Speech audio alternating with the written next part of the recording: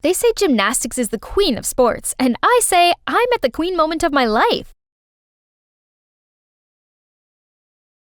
I made the perfect landing and earned the gold medal. As I strutted back to my spot, this man rushed over to me. "Your skills are impressive. I'm Nick, the Nationals coach, and I want you on my team." My ears began ringing, and my head felt like it was spinning, and I thought I was going to puke. The nausea wouldn't go away, while my super excited teammates kept pestering me. "Say yes, Kylie!" This chance is one in a lifetime. I can't take it anymore, so I opened the door. No, I don't want to have a man as a coach. I hate you. I hate men. Hi, I'm Kylie, and there's a valid reason why I dislike men so much. My mom passed away when I was little, and instead of spending time with me, Dad became a serial dater. He always made excuses. "People can't live without love. You'll understand when you're older." If this is what love did to people, then I didn't want it. I swore to never fall in love. Nuh-uh. I went to an all-girls boarding school, and as the years passed by, my hatred towards men grew. Just being around that man smell made me feel dizzy and nauseous. At home, Dad was waiting for me with his typical Hulk look. "Kylie, why did you refuse to join the national team? Why turn down your dream?" My dream or yours? As if you care. You were never there for me. "That's your future, Kylie." I'll be fine. No way universities would turn down my talent. "But what if you couldn't graduate?" Dad, my grades might be bad, but I'm not that dumb. "No, my business isn't doing so well. I can't afford your tuition fees anymore. You'll have to move back home." What? If I don't graduate, then I can't go to uni. If I can't go to uni, then I can't find a job. And if— "There's still this scholarship offer from another school for you to consider, though." I immediately agreed to it. I couldn't sit here watching Dad flush away my dreams with his incompetence. Yeah, a new environment might be a bit challenging, but I'm a tough girl. I can do this. Only the next day, Dad dropped me off at a fortress-like building that was, apparently, my new school. And to add more to the problem, standing there to greet me was a boy. Ugh. Now I officially had bad vibes about this place. I reluctantly followed him to the vice principal's office, and I had to sit there with my mouth covered. He pushed a form towards me. "You don't look so well. Just let's get this done quickly. Please sign here." Then the vice principal reached out for a handshake. "Welcome to St. John's All Boys High School." Sorry?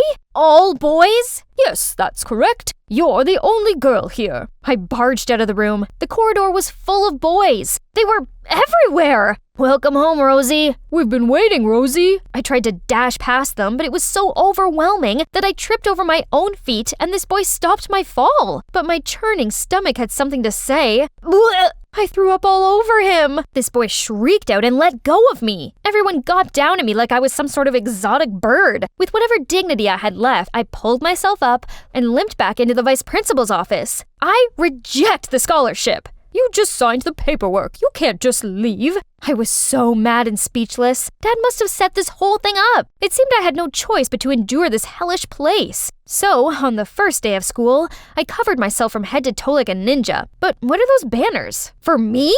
I went into the classroom trying to not throw up. This place was seriously weird. I didn't sing, and I wasn't called Rosie. When the teacher told me to introduce myself, I decided to use this opportunity to set some ground rules. My name is Kylie. I don't sing, and you're all gross. I demand that you stay at least 6 feet away from me at all times, else I will backflip kick you into another dimension. To my surprise, the students weren't intimidated. Instead, they all applauded and wolf whistled me. Ugh, I hate boys. I trudged over to my seat and was about to sit down, but then someone kicked my chair away. I turned to glare at the culprit. Oh, it was the boy I puked on yesterday. "Stay away. I don't want any more vomit on me." "Kylie and Jerry are both new students, so help them settle in, everyone." "So, Jerry, huh?" He glared back at me in the midst of all the Cheshire cat grins from the other schoolboys. Oh, this is gonna be hell. After class, the boys followed me every step, so I had to do a somersault to get away, but that only made them cheer louder. I rushed back to my dorm, but the situation was not better. Had they never seen a girl before? I locked myself in my room every night and only left to make a quick dash to the canteen for food. After a week of living like this, I was so not okay. I was miserable in class and lonely at night. One evening, I was scrolling through my phone when I saw a hiring post from a cafe near my old school.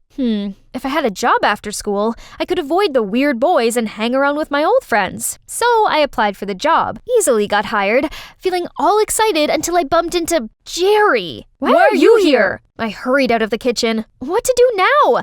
Is this jerk haunting me or something? But I really needed this job, so I stuffed a piece of paper into Jerry's locker, saying that as we both snuck out of the dorm to work, let's keep this secret together. And surprisingly, he agreed to that. But that wasn't the only problem. I encountered a slippery issue, having butterfingers. I spilled coffee all over the floor, then slipped on it, dropped a cake on some woman's lap, and man, the amount of cups I've broken. I begged the owner to give me one last try as a baker, but the final products were horrifying. I was feeling disappointed when I heard someone say, "Classmate, need any help?" Oh, Jerry and his man smell. I rushed to the bathroom. "Is everything okay in there?" "I'm okay. Just stay there. I'm allergic to men." I heard Jerry laugh, so I explained to him how I was being deadly serious, and being around men made me nauseous. "Oh, so that's why you threw up on me that day? Hey, maybe I can help you with your job." "Yes, and no, I don't need your help." "I'm not doing this for you. Oh God, what are those? Breads?" "I know, it's horrible. Please stop." "Kylie, as a devoted employee of this cafe, I insist on doing this for the customer's safety." On hearing this, I agreed to let Jerry help me. Thanks to his remote directing, I finally made a successful batch of bread and managed to keep my job. Since then, we have become a lot closer. Jerry had this idea to cure my allergy to men. He slowly let me approach boys at my own comfort level. At the cafe, he encouraged me to take the orders from male customers. At school, he helped me study in a group with some of his friends. At first, I was wary of them, but I guess they weren't so bad. Not only that, they also threw me a Boys 101 intervention where they humorously analyzed boys' behaviors to help me get along. From how boys greet, "Yo, what's up?" how they posed for cool photos, to the way a typical boy flirted. "Are you a parking ticket? As you've got fine written all over you." "That's how you flirt with girls?" Hilarious! "You don't like it? But what if I tell you I was being serious? I like you, Kylie." I immediately covered my mouth, but not because I felt nauseous. What should I do? Say yes, or... Suddenly my phone rang. It was Dad. "How's school, sweetie? Got a boyfriend yet?" That's all he cared about? Right. That reminded me that all this was just Dad's setup and I can't give him what he wants. "No boyfriend!" I yelled, then hung up. I turned around to tell Jerry to stop joking around, but the boys were already pinning him to the ground. "How dare you flirt with Rosie?" "She's mine, not yours." "Stop!" I grabbed a magazine and declared, "I'll never date any of you, ever, because this is my type. Now, get out!" But the next morning, I arrived in class to see all of the schoolboys in wigs and dresses. They mobbed me, and thank God, Jerry dragged me out of there just in time. Don't you find them odd? They became extremely competitive around me and kept on calling me Rosie. Jerry said he didn't understand either. Something's very fishy about this whole scholarship thing. So we snuck into the administration office to see if my file held my answers. After searching for a while, I found it. But whoever was being described here was not me. I wasn't a straight-A student. I didn't sing nor play the guitar, and I wasn't a social butterfly. Then Jerry passed me a binder labeled Only Rosie. There was a school legend that when Rosie appeared, the only flower in the garden would bloom. Rosie's magic was so powerful that every male student would fight for her love. There really was a flower blooming in the garden, which means I was Rosie. So they only love me due to some rusty magic? I bet it's the same for you. I couldn't stay in this insane school any longer, so I went home and curled up in my room. On hearing a knock at the door, I peeked out and saw Jerry? I slammed the door shut. "Kylie, listen, this is all me. No magic whatsoever. At first, I thought you were a queen bee who liked the attention, but being around you made me realize you're a clumsy, cute crybaby, but also a strong girl who tries to stand on your own 2 feet. That's the reason why I like you. Are you okay?" "Go on, please." "I like you because you're Kylie, not Rosie." I couldn't hold it in anymore and burst into tears. I finally opened up to people, but it's all fake. None of them wanted to be my friends. They only like Rosie. Then Dad appeared. Of course, it was him who let Jerry inside. Seeing me like that, he seemed sad, then sat me down to say something. "Actually, your mom used to go to that school too." Mom was a prodigy who excelled at both studying and singing. When the school's reputation was declining, the principal broke the rules to invite her to attend the school, in hopes that she would lead them to some achievements. At first, the male students objected it, but gradually with her talent and good nature, she gained their respect, and they fondly called her Rosie. "Your mother was incredible, and I couldn't believe my luck when I won her heart.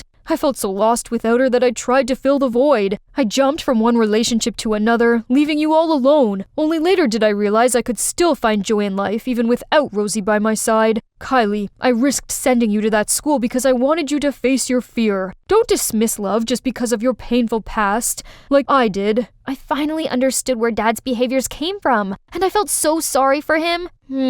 Sorry for interrupting, but if Kylie's mother was the first Rosie, and her magic immediately charmed everyone, then why did she face objections at first? Oh, actually, only Rosie is merely a myth. There's no magic involved at all. Over the years, the story must have evolved into that fairy tale. Now that Jerry mentioned this, I realized my file looked more like Mom's than mine. Even before entering this school, everyone was talking about you being a musical prodigy and only dating top students. It's like someone created a fake image to make you irresistible. Dad said it was the vice principal who offered the scholarship. We put 2 and 2 together, and we were convinced that he must be behind all of this. Dad and I went to school to confront him, but he denied everything and even expelled me. The next day at work, Jerry told me something big. There are rumors about another schoolgirl. It looks like the vice principal wanted to find a new Rosie. This had to stop. He couldn't keep on using girls like this. It was about time his lies were exposed. The 3 of us falsified tons of female students' applications and finally got selected. On the day of admission, Jerry disguised himself as a girl and me as a boy, then went to school together. All the boys gathered around Jerry and gawped at him like he was the new iPhone or something. Then the vice principal introduced him as their new female student, Jessie. Hi, I'm Jessie, and I want to tell you a secret. Then he started ripping off his wig in the most dramatic way ever, leaving all the students gasping in shock. What? You don't think I'm pretty?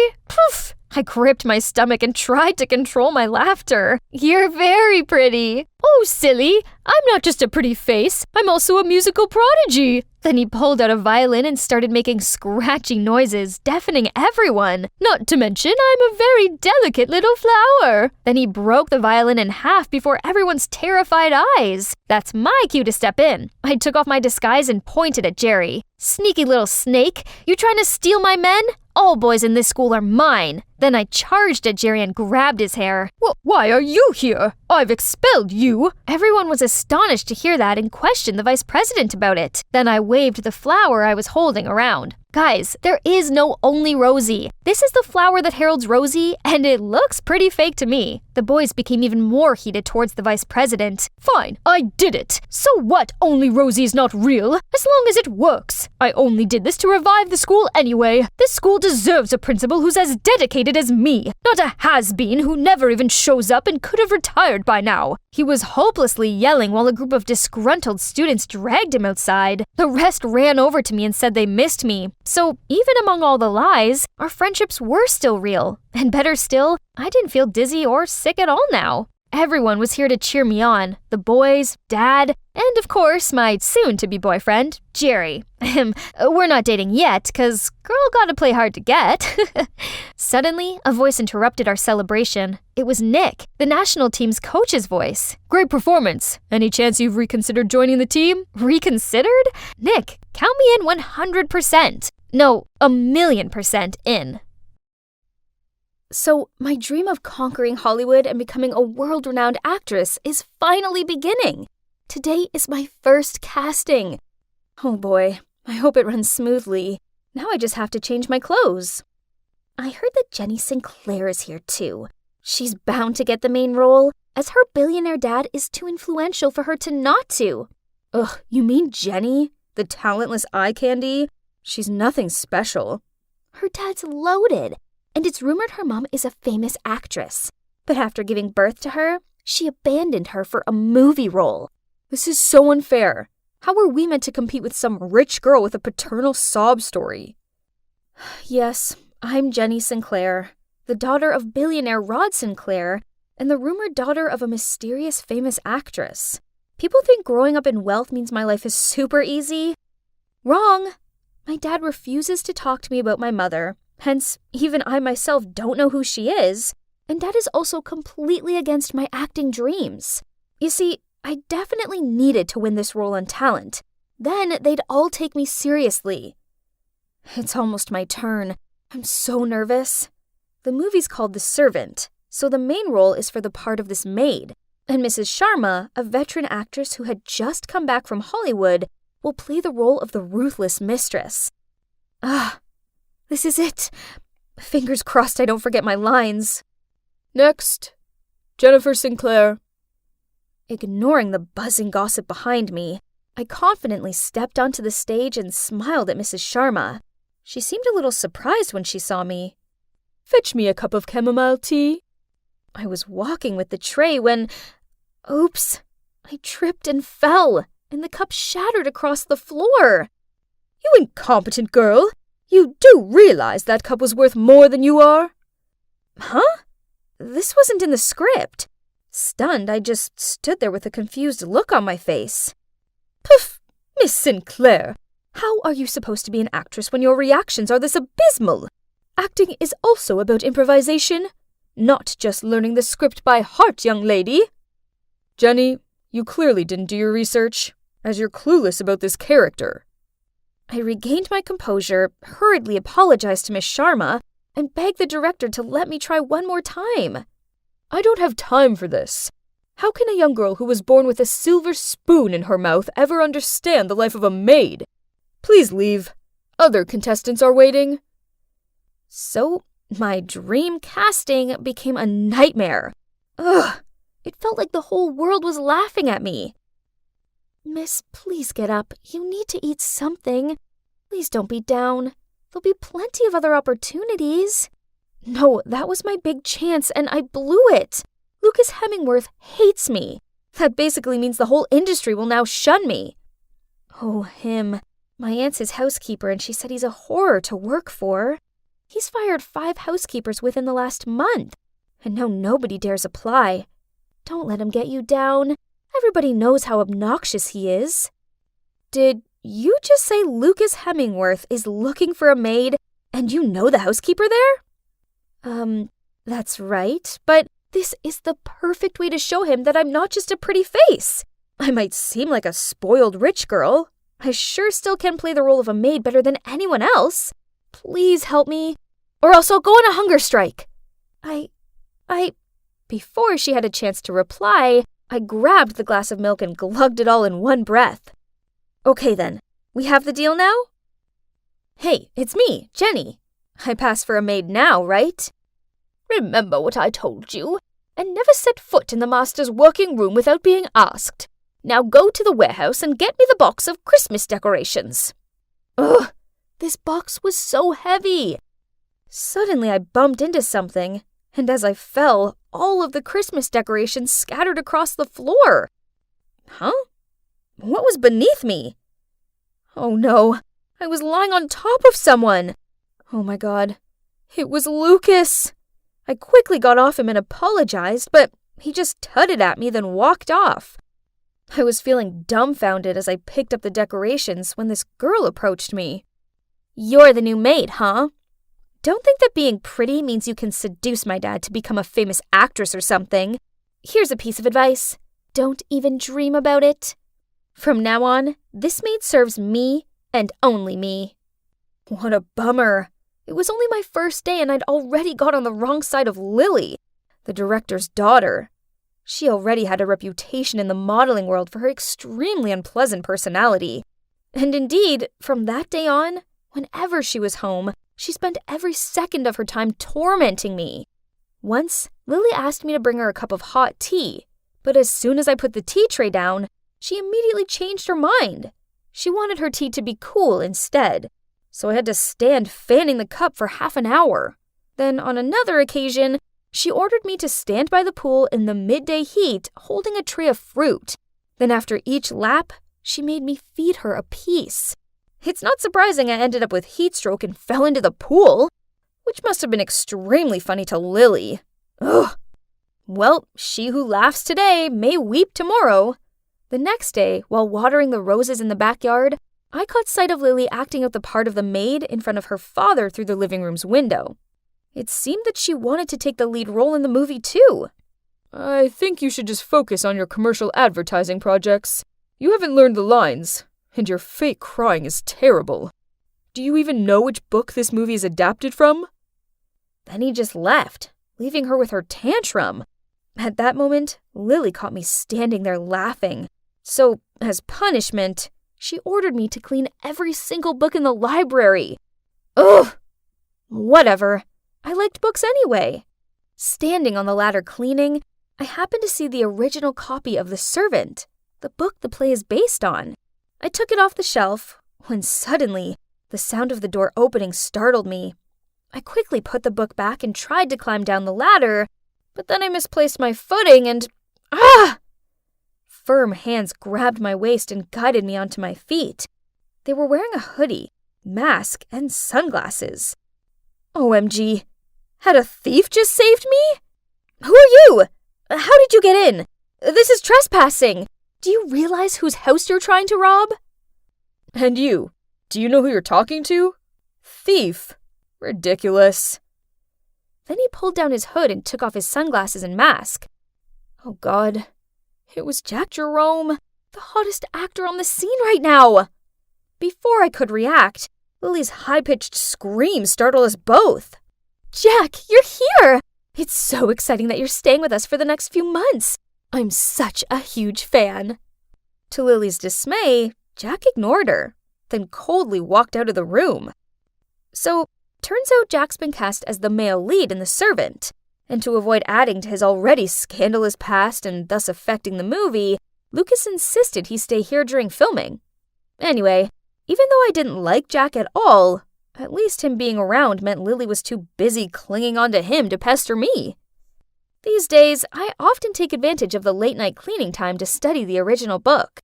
The last audition is coming up, and I have to understand my character better than anyone else. I was cleaning the kitchen while reading, when suddenly I heard footsteps. Who could it be at this time? So, you like this book? It's confusing though, right? Are you suggesting a mere maid like me isn't smart enough to understand it? I have no idea why you're cast as the warm, kind-natured, sincere part of Alfred. You're clearly the opposite of him. It's called acting, sweetheart. So are you saying an actor must be exactly like their character in real life?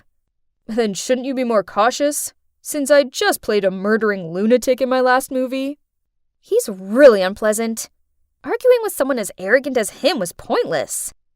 I'd just taken a few steps when I slipped over, but Jack reached out and grabbed my shirt tail, which helped save me from falling flat on the ground, but caused my shirt to tear. I blushed in embarrassment and tried to fix it.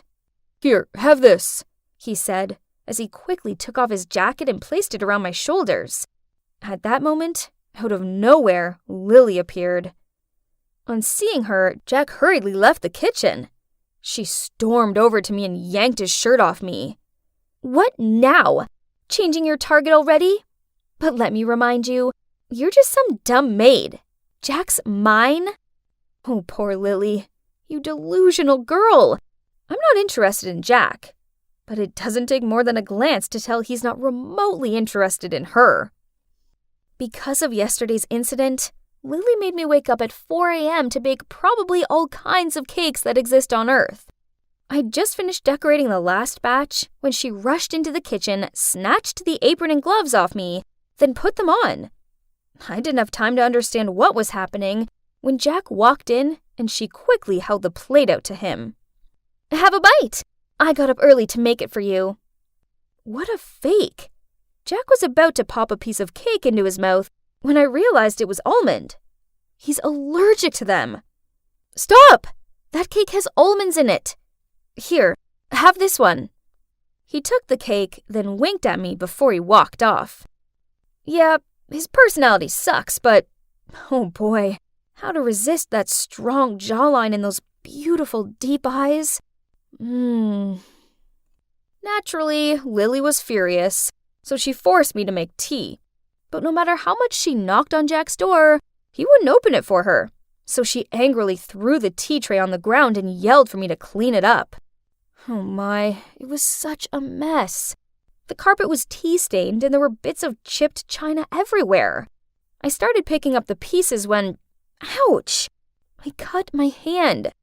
Jack immediately opened the door. Then on seeing my bleeding hand, he quickly led me into his room and helped me bandage the cut. I didn't know he had this warm side to him. How surprising.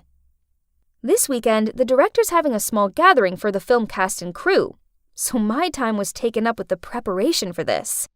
Now I was confident to say that I had fully understood what it's like to be a servant. There's no housework that I hadn't tried. I also accidentally lied to the housekeeper that I used to be a bartender, so she assigned the cocktail making to me.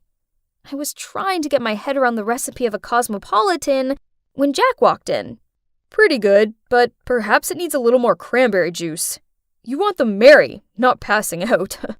I know all the guests coming, so I can give you hints on what cocktails to serve them. That's a good thing. I could ask him more about my future co-stars. The two of us talked passionately about wine, cocktails, and the servant book.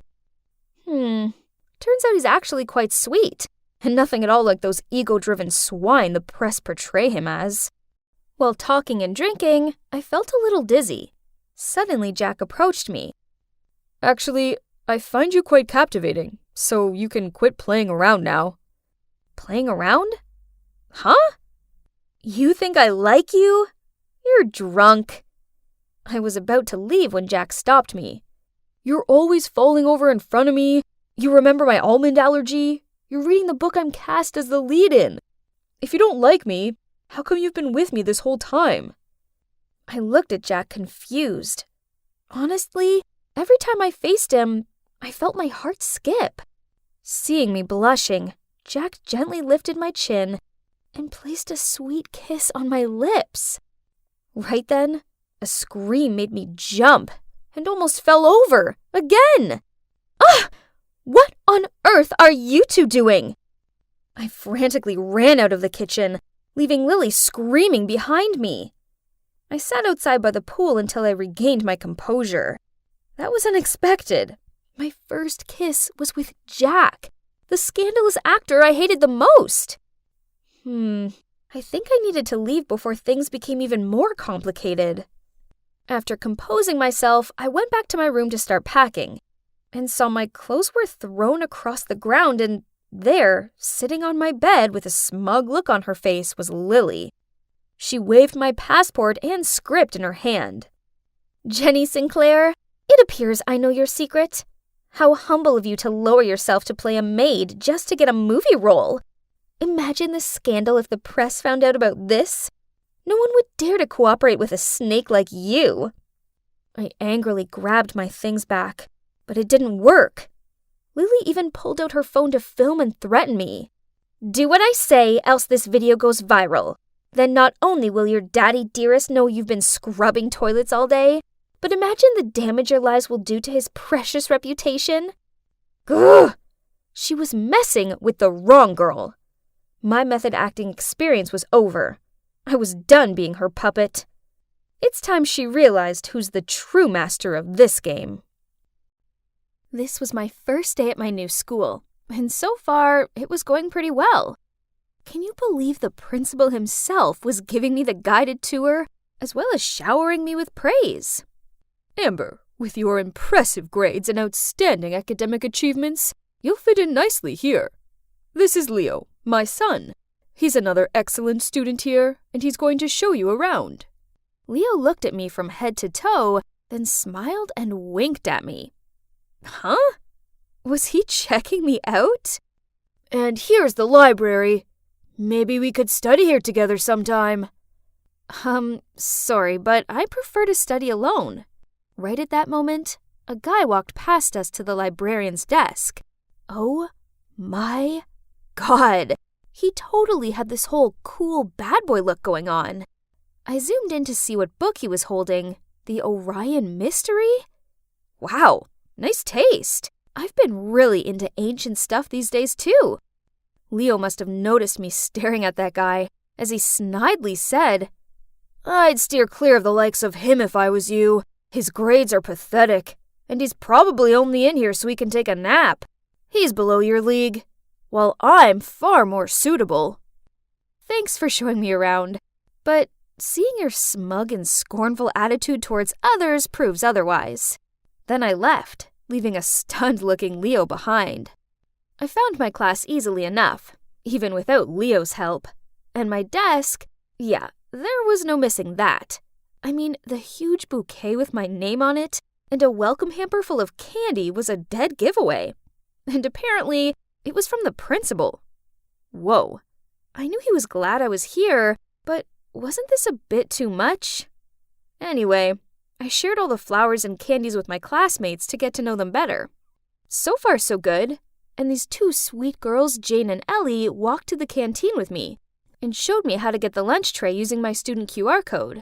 But then they pointed over to a group of students sitting next to the window and told me to go sit with them. Huh? Why can't I sit with you? You're not one of us. Then they went and joined another group.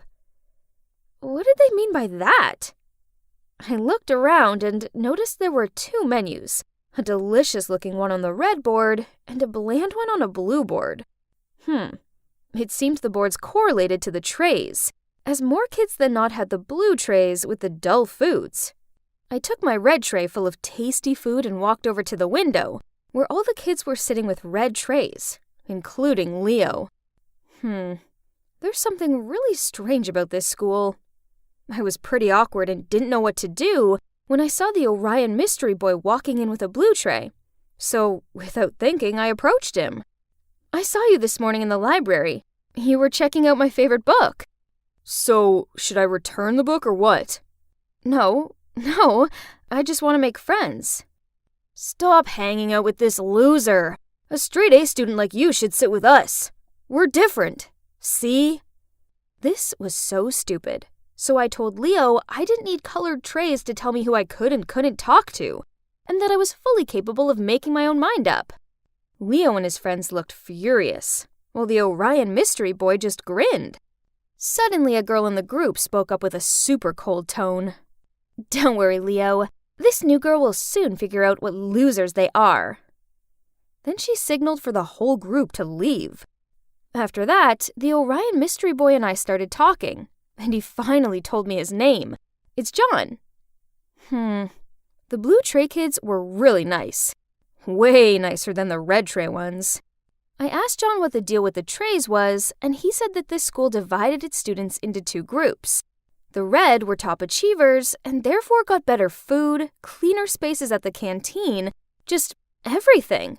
While the blues were made to eat bland food and squashed into the corner of the canteen. Poof!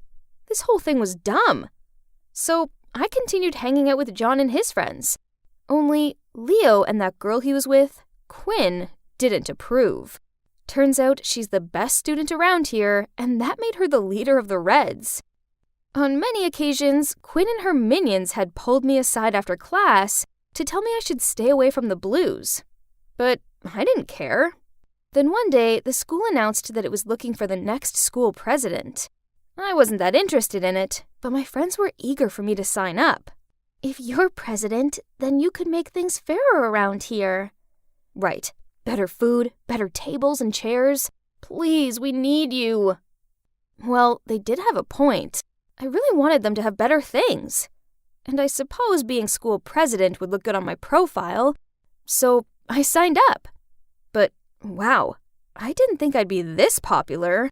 My friends completely supported me, made colorful banners, and helped me come up with catchy slogans. And you know what? In the end, I got to the final round. Whoop! Now all I had to do was beat Quinn. But then something awful happened at the school.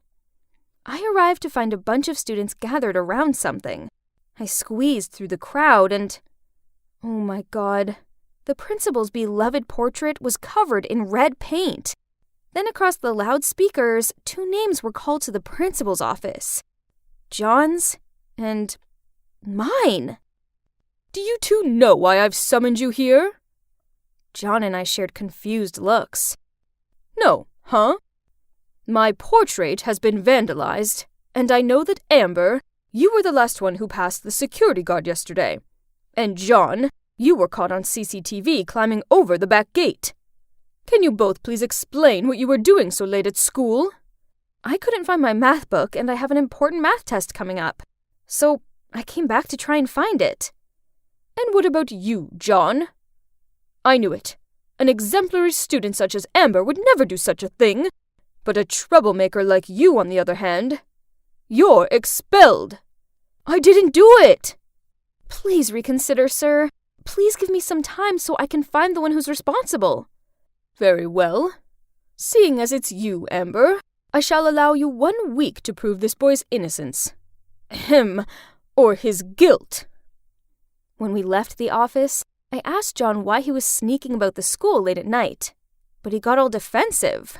I had a thing, and it's none of your business. If you want to believe it was me, then do.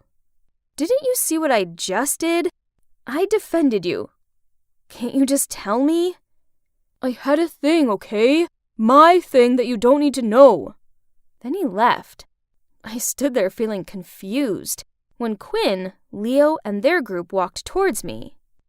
Don't waste your time with him. Sooner or later he's gonna be expelled. Right, Quinn? But Quinn ignored him, then gave me a dagger look. I'm gonna say this one last time. Stay away from him. Then they all left. Why was Leo so sure that John would be expelled? I know they all hated John, especially Quinn. Could it be that they framed him? Well, there's only one way to find out. I needed to keep a close eye on Quinn and see what she was up to. So after school, I followed Quinn all the way to the harbor.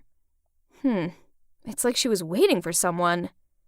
What on earth are you doing? My God, I had to press my hands over my mouth so I didn't start screaming. Turns out he noticed that I was following Quinn, so he followed me too in case I do something stupid. Suddenly, Quinn took her phone out to call someone. But then a strange thing happened. John's phone started vibrating. Why is Quinn calling you? John took his phone out and showed me the screen. It's just my mom. And when I turned around to see what Quinn was doing, she'd gone. Ugh, I lost her. I've been following Quinn for a whole week, but it's led to nothing. I was so deep in my thoughts that I accidentally dropped someone's backpack and all their stuff fell out. Ugh, it's Quinn's. Better pick everything up before she comes back. But then I saw something that caught my attention. It was a receipt for red paint. Jackpot. I knew it was her. John was skipping classes today, so I took a detour to his house after school to tell him. Huh? Why was Quinn standing outside his door? There was something seriously fishy going on here, so I followed them. They stopped at an abandoned house nearby, and I eavesdropped on their conversation. I think Amber knows something. Last time, we were lucky she didn't catch us dating at the harbor. But this time, what if she finds out? I've been working so hard for this school president campaign. I knew she'd go back for her math book. It would have been fine if the school didn't have that new camera at the back gate. Tomorrow, I will confess to the principal that I did it. You didn't do it yourself anyway. Oh, God. I couldn't believe it. Turns out, Quinn was meeting John at the harbor, so when she called someone, it was actually him. But being an expert at this secret dating game, he had her number saved as Mom. They were hiding their relationship this whole time. And worse, they tried framing me so Quinn would win the election. Unbelievable! I couldn't stay quiet any longer, so I stepped out in front of them, told them I'd heard everything and that I was going to tell the principal. Then I ran off without letting them say a word.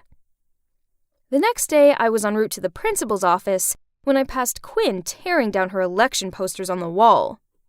Why are you doing that? It's okay. I know I don't deserve to be school president. I thought you wanted to be president more than anything in the world. Why else would you play dirty tricks on me? So, Quinn explained to me that she was running for school president to eliminate the discrimination here, so that she didn't have to hide her relationship with John any longer. Oh, wow. I didn't know. I didn't expect her to have such a meaningful motive behind all this. My plan was just to fight for better things for the Blues team. But man, Quinn had a vision to change this whole school. Impressive. And there's one more thing. Since you're the principal's favorite student, we were afraid that if you become school president, despite your best efforts, things here would only get worse. So there was no other way for us. We had to. I'm sorry. It seems like I misjudged Quinn, and I didn't want John to get expelled, so I said that I'd take the blame for the portrait incident. But it's all my fault. You don't need to do that. No worries. I'm sure to ace the math test and win a prize for the school, so there's no way he's gonna punish me. So at recess, I was heading to the principal's office, but before I could get there, I found myself being dragged into the janitor's closet. Oh, it was John. He was feeling guilty and didn't want me to take the fall. I was about to reply to him when I heard two familiar voices in the science room next to us. It was Quinn and Leo. Oh my God, we could hear them clearly through the ventilation hole. I can't believe it worked. Amber is such a fool. There's no way she'll be allowed to run for president and victory will be mine. So, are you really going to remove the division between the two groups just to freely date your stupid boyfriend in public? Are you fooled by that too? Of course I won't. No way. That was only to trick Amber and John. What I'm gonna do is make sure all troublemakers are gonna be kicked out of school. What? I got played? Again? Ugh! I turned to John and, oh man, he looked disappointed. Don't worry. I know a way to get back at them. On election day, Quinn gave her speech, and unsurprisingly, she went on about how the red group brings more to the school and therefore deserves their privileges. She really believes she could make a fool out of this Amber, huh? When I stepped out on the stage, her jaw dropped. Yeah, Quinn, I didn't confess to the principal. Giving speeches in front of a crowd wasn't something new to me, so I was super confident. I'm sure you're all aware of how this school operates. We're divided into two groups and get treated very differently. What I see here is discrimination and prejudice, when in reality, this should be a safe place for all students to strive and reach their full potential. So, I'm standing here today to tell you that if you choose me to be your next school president, I will break the barrier. Let's say goodbye to red and blue trays and hello to fairness and equality. After my speech ended, the crowd went wild. Wow! And surprisingly, some of the red group were cheering me too. You're probably wondering why I didn't expose Quinn in front of the whole school, right? As I see it, she'd had a massive reality check, so I think that was enough. I also spotted the principal quietly sneaking off with his head down, in the midst of cheers the whole school gave me. Could you guess who won? Yeah, me of course. John came on stage and handed me flowers in front of a furious-looking Quinn. I walked towards her and whispered, "Let's see how you're gonna get rid of the troublemakers now." She just sneered at me, then stormed off the stage. Later, we heard that Quinn confessed all to the principal. Then she transferred to another school. What about me? Well, after I became school president, I stuck to my promise and began making some serious changes to the unfairness of the school. And John, did we become a couple, you ask? Oh no, we're just close friends. You are probably wondering why all eyes are on us. This is nothing new. Actually, this pretty much always happens when we walk through school together. Look, they're truly the high school version of Kim K and Paris Hilton, aren't they? Agreed. They're quite charming. Yeah, that's us. I'm Robin, and the Hilton to my Kardashian is Allison, my BFF. Don't let her snooty look fool you. She's actually a really nice girl who's always there for me. I never had to worry about a thing being with her. We've basically been inseparable since forever. Ugh, Candace, you so did that on purpose. Oops, sorry. It's just too hard for my eyes to notice something as lame as you. Oh, really? So it has nothing to do with the fact you're afraid I'll take your cheerleading spot and beauty queen title? As if. You're no competition for me. This wasn't a new thing. Because Allison is so beautiful and talented, she often gets into altercations with the jealous mean girls. Now, thanks to the Candace drama, we're late for class. We were hurrying along the corridor when suddenly Allison stopped. A poster caught our eyes. It was for the contest to find the new cheerleading captain. Perfect! I can't wait to win and wipe that smug grin off Candace's face. You're gonna register too? Of course I am. I'm gonna teach that girl a lesson. Just you wait and see. Oh, snap. The truth is, I had also signed up for the competition and was waiting for the right time to tell Allison, but who knew she would suddenly become so determined to win this? If Allison found out I was going to be her rival, what would she think? Ugh, what should I do? I don't want to upset her, but I really need to win this competition too. Why, you ask? It's for one person. It was him, Steve, the basketball team captain, and also Allison's cousin. I've had a huge crush on him, but the problem is that he's not exactly short on fangirls, including Candace. I'd never be as forward as her, so I just watched him from afar. But what if I'm no longer a nobody and become the cheerleading captain?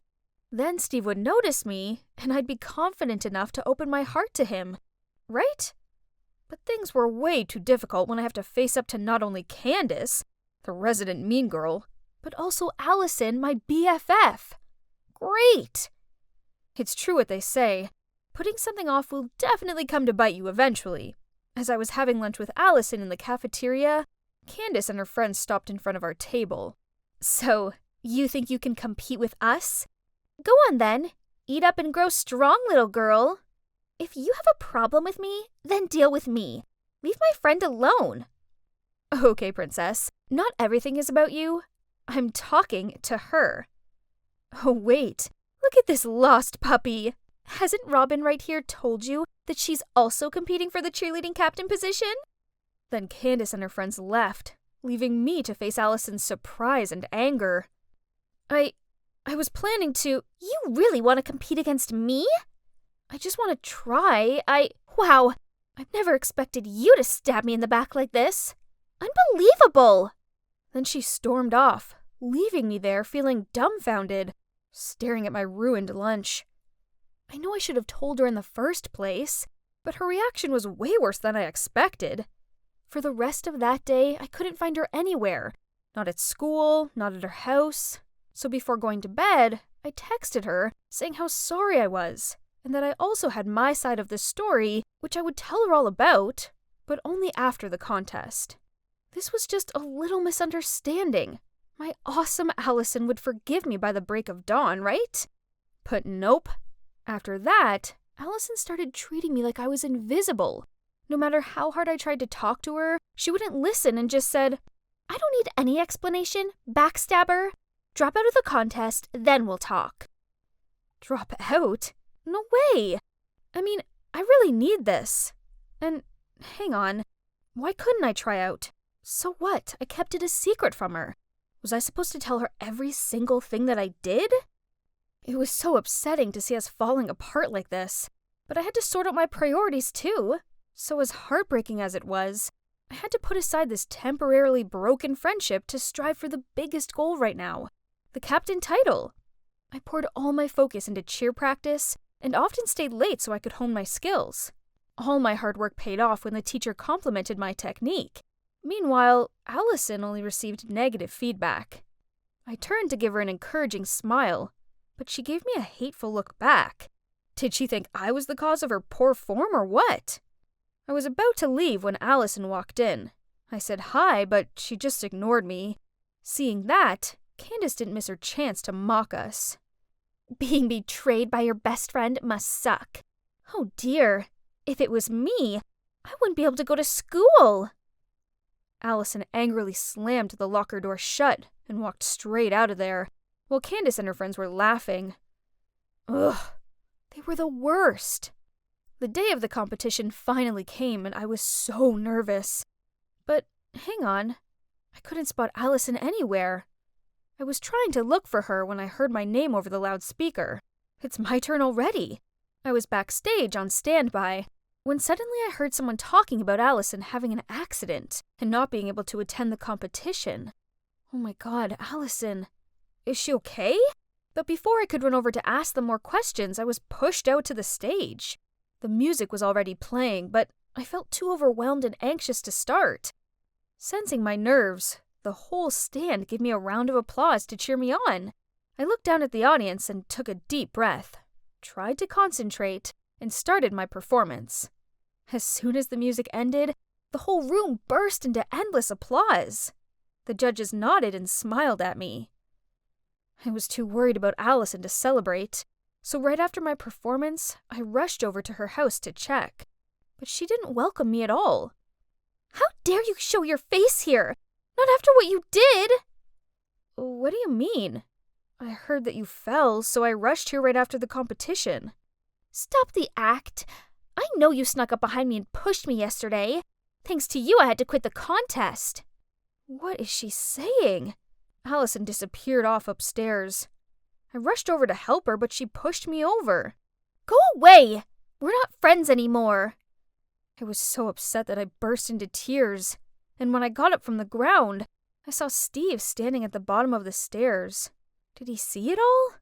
I was so embarrassed that I fled as quickly as possible. And things didn't stop getting worse. I've never been so scared to go to school before in my life. It's all thanks to the school forum post accusing me of pushing Allison. Now my voting rank has dropped, and kids I don't even know are giving me dirty looks. Suddenly Steve came up from nowhere and started talking to me. Allison hasn't been in a right mood recently. I'm sorry on her behalf. This was not a dream, right? Steve had never bothered with me before, so why now? For you, this is a lucky pouch containing feng shui gemstones. If you wish for something, confess to the pouch a sin of yours, and the wish will come true. It's proportional to each other. The bigger the sin, the grander the wish. But use it carefully, as either opened or overused, it will weaken its energy. I watched as Steve turned his back and left. This was such a sweet thing for him to do, especially as everyone else was treating me like I was a walking plague cloud or something. But did this pouch really have magic powers? I guess there's only one way to find out, right? I call upon the magical powers of this pouch to confess that I purposely hid the flashy dress Mom bought me, then lied that I'd lost it so I wouldn't have to wear it. I'm so sorry. I wish I'll get a good grade for my chemistry test tomorrow so she'll be happy. After making the wish, I carefully put it in my backpack, hoping tomorrow during the test it would work. But no, the last question was pretty much impossible. I sighed, thinking the A was about to slip out of my hand, when suddenly Kevin, the smartest guy in class, threw me a piece of paper when the teacher didn't notice. I stealthily opened it. Whoa! It was the answer to that one question I had left. I quickly filled in my paper without thinking any further. A few days after, I got my test results, and I couldn't believe my eyes when I saw an A in front of me. It must be the powers of the magic pouch, as normally Kevin didn't even talk to me. Fascinating. And so, I made a few more wishes, and they all came true.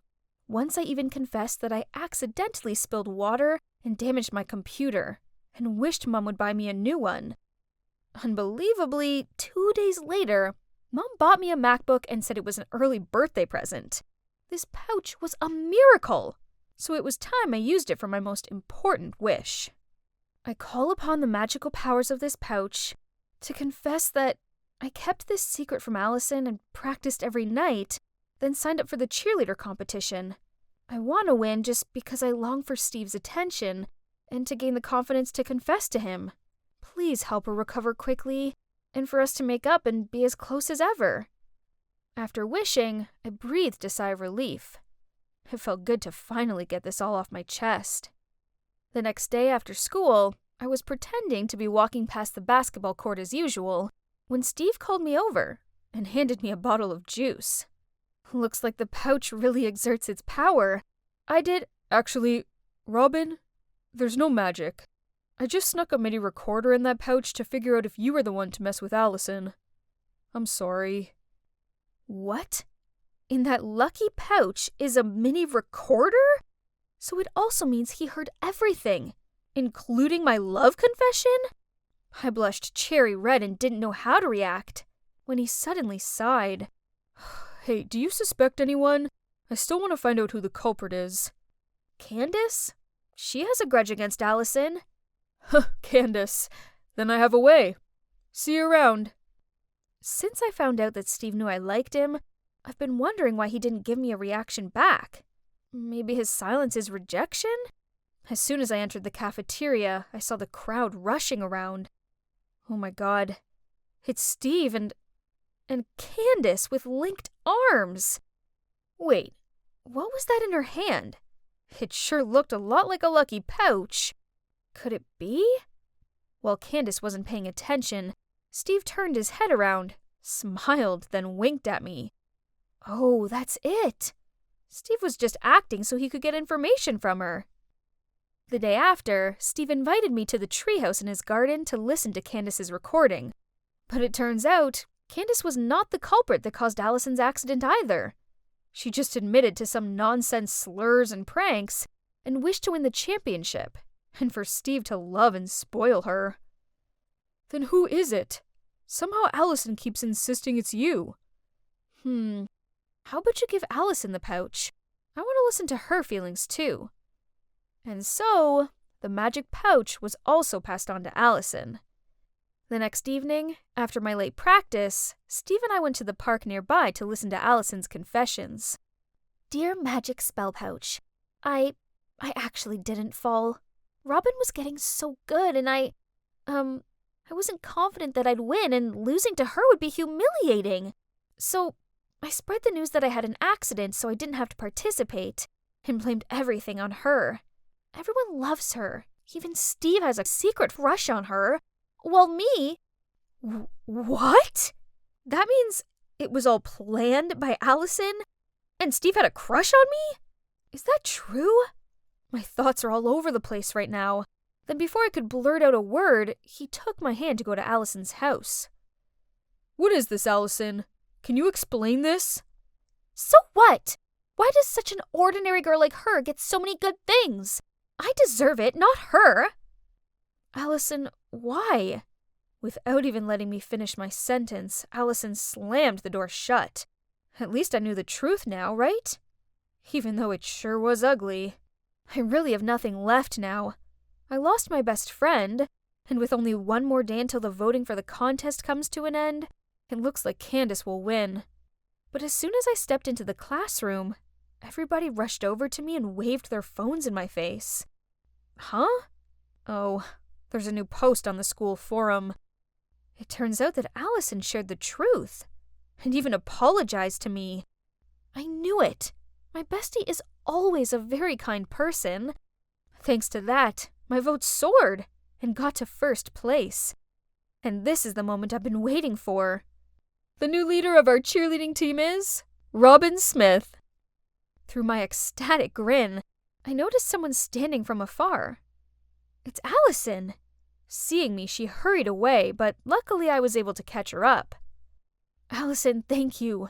I'm sorry for hurting you like that. No, I'm the one at fault.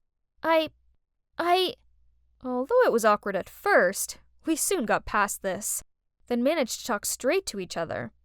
Allison apologized for everything, then she congratulated me and gave me a hug. Oh, right. Now that I'm the winner, I can confidently confess my feelings to Steve, right? No need, because he already did that to me. Thank you for staying beside me.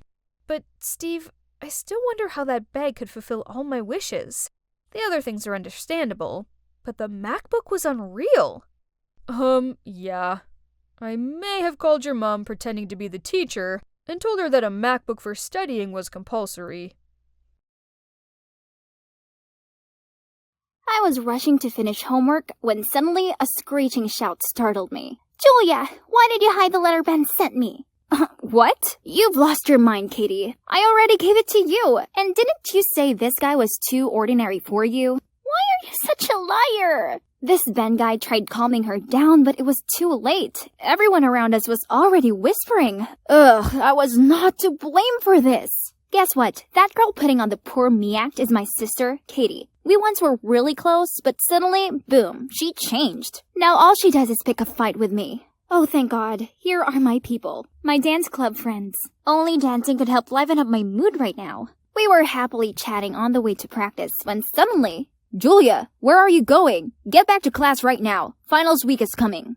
No way. You don't know how Katie just embarrassed me in front of the whole class. I'll never go back there. Stop making excuses. Then he dragged me back to the classroom. That's Max, my overbearing older brother. His catchphrases include, Julia, where are you going? Remember to come back before 9 p.m. You still have lots of homework to do. Or, Julia, come back and change your clothes. The dress you're wearing is too short. You see, I'm 16, not 6.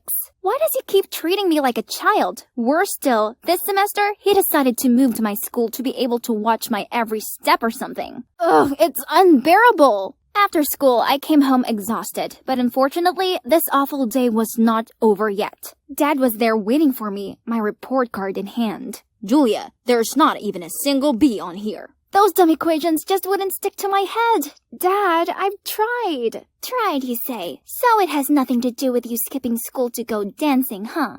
Oh no, in her hand were a bunch of pictures of me practicing.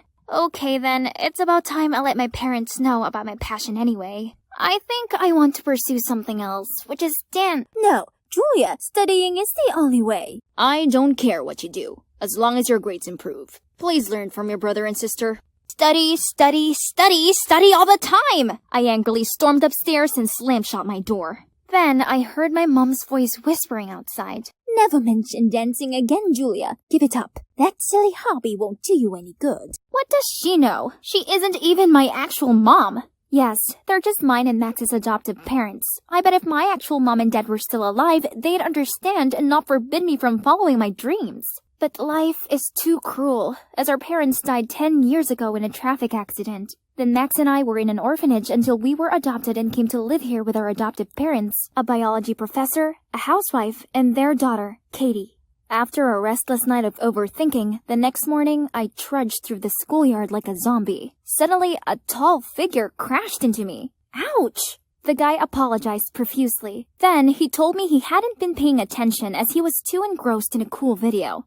Oh, this is our club's dance video I posted yesterday. We immediately started chatting. So, his name is Daniel. He's a new transfer student here, but already a big fan of our club. We were watching another video together when his phone screen popped up a message. Hey, are you free tomorrow night? Katie? Oh, that's definitely my sister Katie. Why does she have to appear everywhere? Anyway, after I parted ways with Daniel, I excitedly ran to the practice room to tell my friends about our new hardcore fan. I waved at them, but they just ignored me. Weird. Hey guys, what's wrong? Don't you know? Julia, yesterday your mom called everyone asking to disband the club. Your mom even blamed me for being a bad influence and distracting you from studying. So please, stay away from us from now on. What? My mom said that? How did she even know their numbers? You're welcome, Pumpkin. I've helped you introduce your dear friends to Mom. They seem to get along really well, don't they? Katie? Again? Why am I even surprised? I stumped after her. Then from afar, I spotted Daniel waving at her as they passed by each other, and she immediately turned on her flirty mode. I suddenly thought up a great idea. Well, just wait and see, my beloved sister. When Katie walked off, I quickly ran over to chat with Daniel, and it didn't take long for me to lure him into my trap. My friends are all going on about the new Jurassic World movie. Have you seen it? I want to watch it too, but I have no one to go with. Is that so? Actually, I was planning on seeing that movie this weekend. Let's go together. Bingo! The fish has taken the bait. Katie, you took away the one thing I love the most, and now watch me do the same to you. That Saturday night, I happily went to the cinema in a pretty dress. No sign of Daniel yet, so I got to my seat first. But, Julia, what on earth are you doing here? Oh, Katie, the prey even showed up by herself. Nice. She immediately jumped on me, accusing me of stalking and ruining her date. We argued loudly until a member of staff kicked us out. A few days later, Daniel and I met at a cafe he chose. But right away, I saw Katie at the next table. Again. She seemed to be waiting for someone. I walked over to her. You're so persistent on being a third wheel. She was so angry but couldn't say anything. I went back to the table and sat with Daniel. Huh?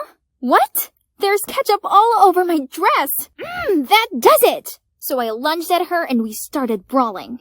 And here we are, at the cop station, waiting to be bailed out. As soon as Mom arrived, Katie put on her waterworks hat and sobbed about how I was trying to steal away the love of her life. I couldn't be around either of them anymore, so I left with Daniel. We weren't far from the cop station when Max rushed out from nowhere. Stay away from my sister! And why would I? Then my brother punched Daniel in the face. What are you doing? It's Katie. She's the one who keeps messing with us. No, Julia. Katie is just a victim. Stop seeing this guy. Great. Now even Max was defending Katie. I helped Daniel up and left with him despite Max's calls from behind.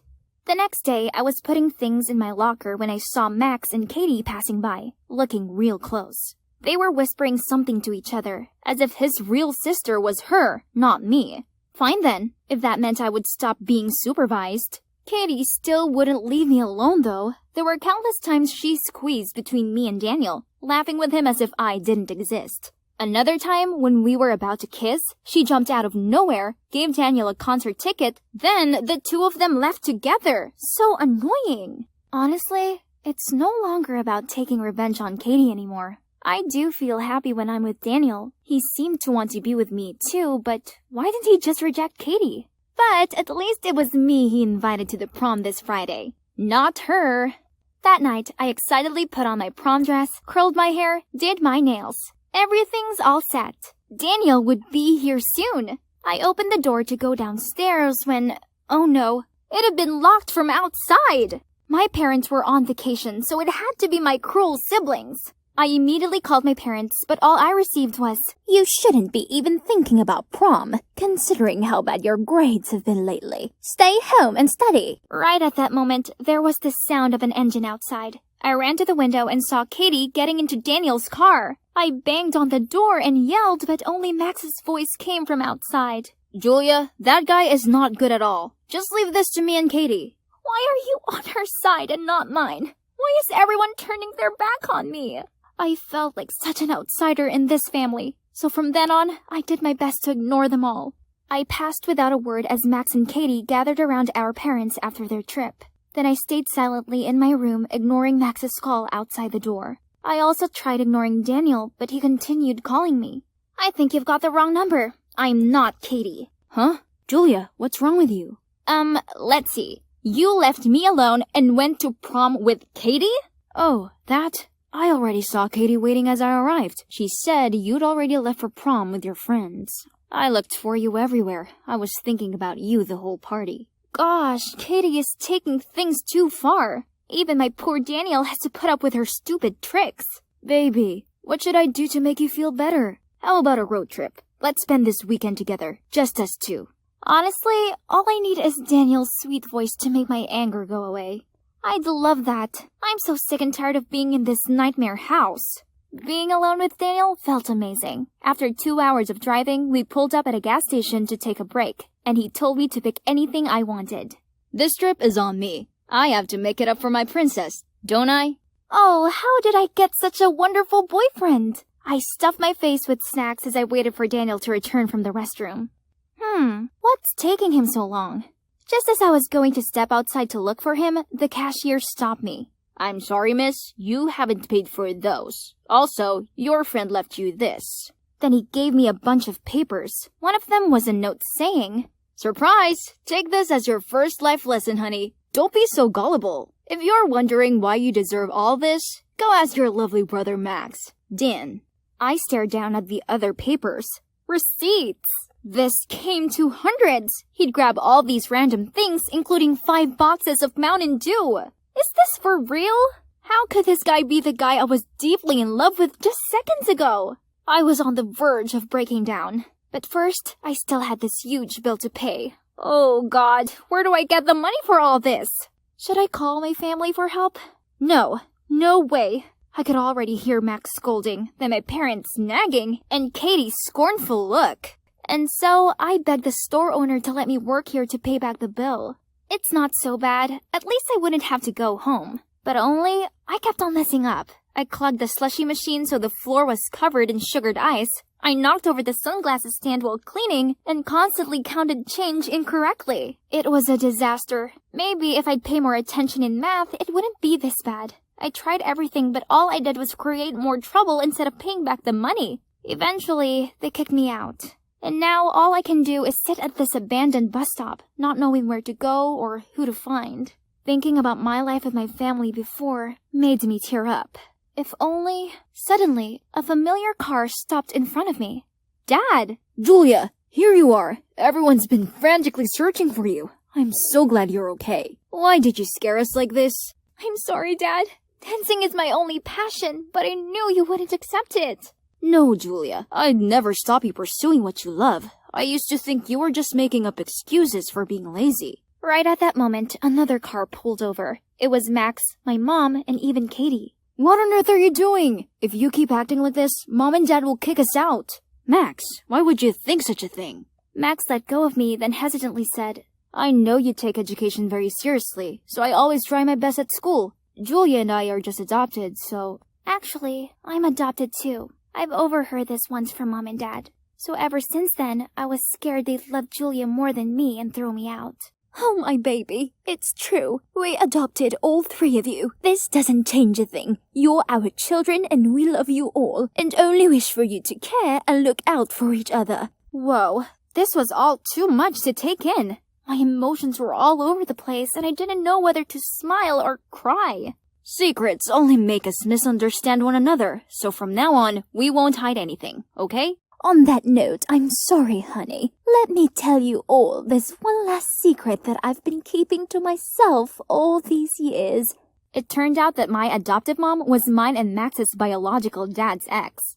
After our parents died, she offered to take us in. Our adoptive dad didn't know the story behind that, and he only knew about an ex of my adoptive mom who was a pro dancer. Mom was so afraid Dad would find out about me and my brother's true identity and be angry, so she tried her best to hide my dance talent. But she never expected her husband to be this generous and understanding. So, all problems were resolved and family peace was restored. Oh boy, I miss home so much. But now is not the time to go back. Us three siblings had one more important task: expose Daniel. Can you believe that Daniel turned out to be my brother's best friend from his old school? Daniel misunderstood my brother's friendship for love, so when Max rejected him, he felt like a fool and started causing problems for Max. That's why Max transferred schools, but Daniel followed him there. Knowing Max loved his two sisters very much, he deliberately approached us both and played tricks to make us resent each other. After that time at the police station, Max told Katie about this and worked up a plan to expose Daniel.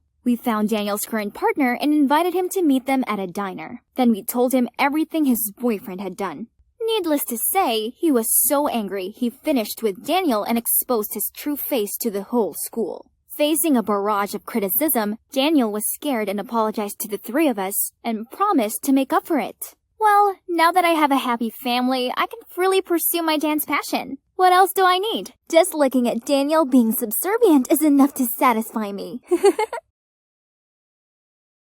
Hey guys, I'm Feather, and I look just like any other 16-year-old, right? Actually, my life as a teenager is far from ordinary since I have hemophilia, a rare disease in which my blood doesn't clot properly, so even a simple graze could be fatal. My parents are so worried that I might hurt myself that they keep me safely shut away in this mansion. In fact, I've never left it. Money isn't a problem to them as they own this massive energy corporation, so to compensate for me not being able to go outside, they make sure I get anything I ask for. My giant playroom is cool, right? Not only that, but I also own a dressing room with hundreds of cute Lolita outfits. And an enormous pantry full of my favorite snacks that I can enjoy at any time. You see, there's honestly nothing to complain about, except I suppose it does get a bit lonely sometimes.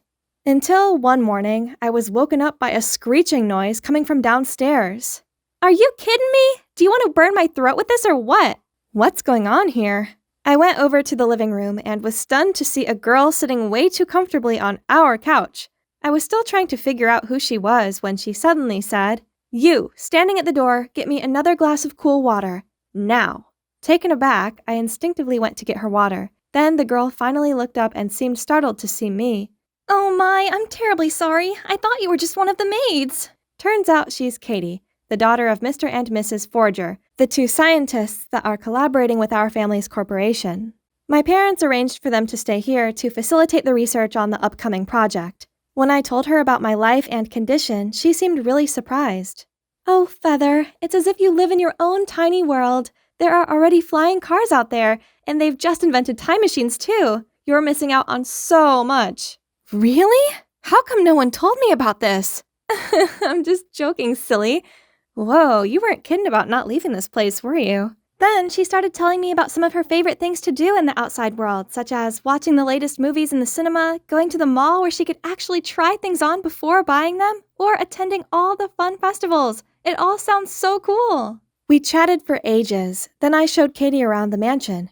Her reaction when seeing my dressing room and the playroom was seriously priceless. From then on, I spent lots of time with Katie, but my favorite part about being around her were her stories about school, where she got to learn new things and make a lot of friends. Seeing my excited expression, Katie immediately suggested that I talk to my parents about maybe letting me experience it myself. Actually, it doesn't hurt to try, right? So at dinner, I gathered my courage to say, "Mom, Dad, I want to go to school. I understand that you're worried for me, so Katie will come along to protect me. Right, Katie?" "Oh, yes, that's right. Feather is in good hands, Mr. and Mrs. Adams." My parents seemed very hesitant, but after a whole lot of persuading, they finally agreed with conditions. We'll join the most prestigious school in the state and have our own chauffeur. As for Katie, "To avoid any incidents occurring, I suggest you get rid of the long nails and jewelry, Katie." We went back to my room after dinner, and I just couldn't hide my excitement. Yes, we'll get to go to school together soon. What should I prepare? What would you recommend? But then I noticed Katie staring in sorrow at her newly done set of nails. "I'm so sorry, Katie. Is there anything I can do to make it up to you?" "It's okay, Feather. What matters is that you're able to go to school, and I'm so happy for you." It's bedtime anyways. I'll head back to my room now. I'm so lucky to have a friend like her. As I was indulging in my thoughts, a familiar voice startled me. "Hey, I heard you two are going to school. Are you sure it's safe? Katie doesn't seem all that trustworthy." "That is none of your business. You're just jealous that I've made a new friend while you're still lonely, aren't you?" In case you're wondering, this guy is Liam, the butler's son. He was my childhood best friend and used to come to the mansion every day for homeschooling and to spend time with me. But we had some petty argument and I hadn't seen him since. Well, at least not until now. He was about to ramble about something else, but I slammed the door in his face. I wasn't going to let him ruin my mood. What I need to think about is my school day that's coming up. Oh my, it's so exciting. I really can't wait.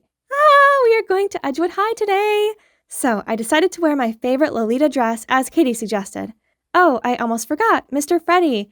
He's been my best friend since childhood, and of course he had to come along with me on this big day. Katie also said I should try introducing him to everyone. That would help me make new friends faster. Such a brilliant idea. Whoa, we're finally here.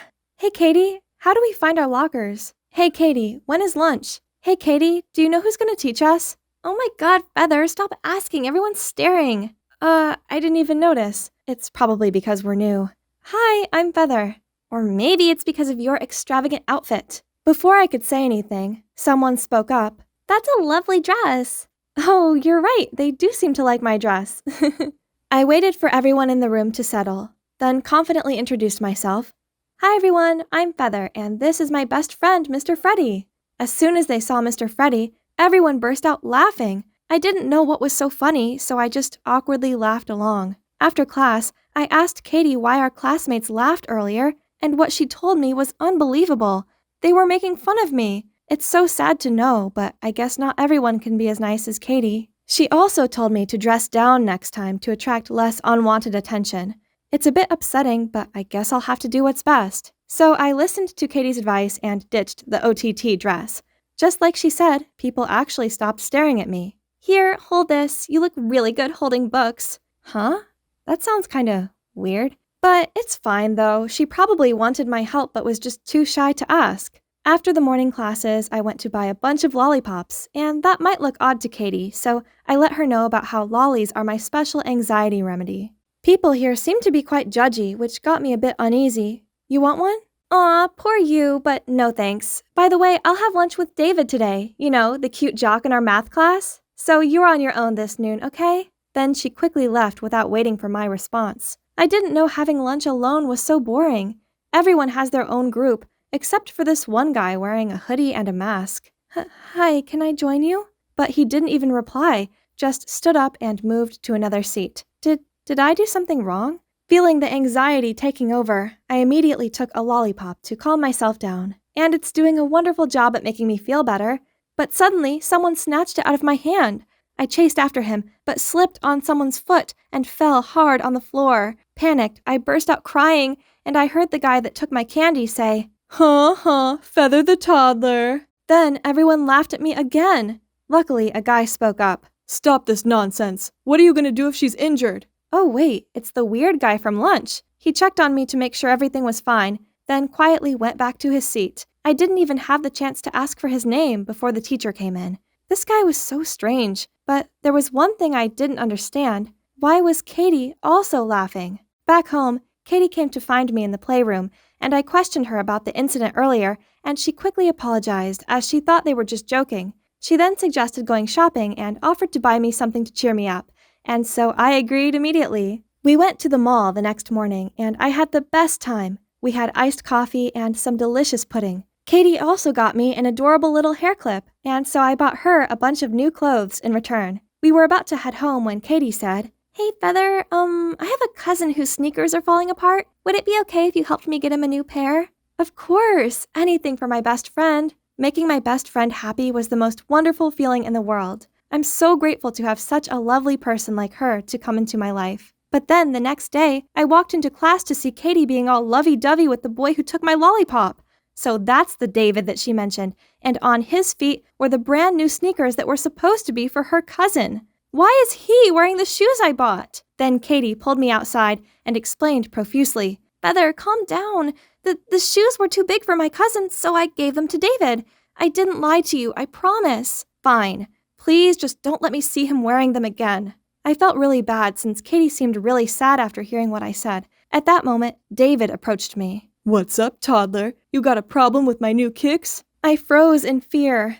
Then thankfully an announcement came through the speaker. David Peterson, please come to the principal's office immediately. Turns out he's in trouble for spray painting a teacher's car. At least someone already helped me teach him a lesson, but that wasn't all. A few more of my classmates also got detention for cheating on the math quiz yesterday, while some others got caught skipping classes.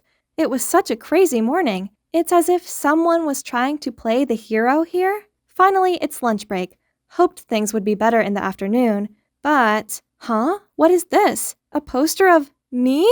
It also says underneath, Feather the toddler is the snitch. Katie took a look at it and said that the best way to deal with these kinds of jokes was just to play along. I'm not sure about that, but it seems like the only way now. And so, I climbed on an empty chair in the cafeteria and started speaking loud and clear. May I have everyone's attention, please? Hi, I am Feather the toddler, and I am proud of it. Instead of getting the response I'd hoped for, what I got back was food. The whole cafeteria was laughing and throwing food at me. I covered my face, trying to dodge it, but the floor got slippery from all the greasy food, so I ended up falling. Oh no! I scratched myself!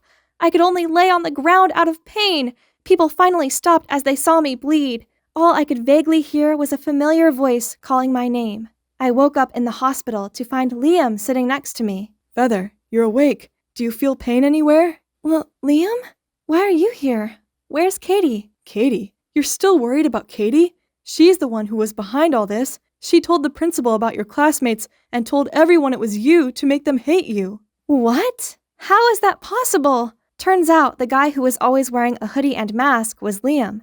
Liam had always been suspecting something shady in Katie's behavior. So, after failing in warning me about her, he decided to look out for me himself instead.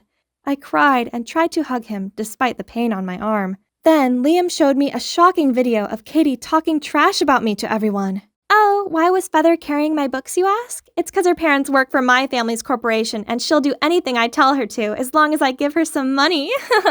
Seeing the anger and also disappointment in my eyes, Liam calmed me down and said he had a plan to expose my so-called best friend. When I returned to school a few days later, I stormed straight over to Katie. It's you! You're behind it all! I already know everything. Stop being ridiculous, Feather. You got busted and now you're trying to blame me. Drop the act. No one's falling for it. At the end of class, Katie suddenly gathered everyone. People, head over to the lecture hall. I have something very interesting to show you guys. Oh boy, I wonder what else she has planned. Liam and I quickly followed the crowd and found Katie standing on stage. Oh, Feather, I'm glad you're here. This is about you after all. The screen started playing a video of me sitting on my swing, playing with my dolls, and taking armfuls of candy out of the pantry. Do you see that, everyone?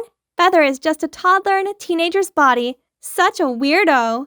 I was waiting for everyone to start laughing, but the crowd stayed completely silent. Then Katie hesitantly continued, "Not only that, she's also the poser who snitched on us." Then, to her surprise, the angry crowd started booing and shouting at Katie, saying she is the evil snitch. Then they turned to me. Your rooms are actually pretty cool. I wish I had a snack pantry like that. It's so awesome. Katie sounded panicked as she continued talking more trash stuff about me, but no one listened. Turns out, Liam had set up a group chat in which he'd posted proof of Katie's actions, including the video of her talking to David, and also pictures of her coyly walking out of the principal's office after she must have snitched on everyone, and her putting up that mean poster about me. Katie, you're the one embarrassing yourself. Everyone knows that you're a snake in the grass. I trusted you, and what I get back are all these lies and schemes. I feel so ashamed for ever calling you a friend. As Katie looked around at the unimpressed-looking crowd, she realized her game was up, and quickly fled the scene. Later on, we arrived home to see my angry-looking parents standing next to Katie's mom and dad, who had all their luggage packed ready to move out. Yes, Liam had already told them everything. In the end, Katie's parents made her apologize to me. Only after a lot of persuading did my parents let them keep their jobs. I never saw Katie again, but I did make a bunch of new friends that I invite around sometimes. The snack pantry is a big hit. Now, I wear whatever I like without worrying about being judged. Most of all, I'm enjoying my school life, and it's all thanks to the help of my trusty soulmate, Liam.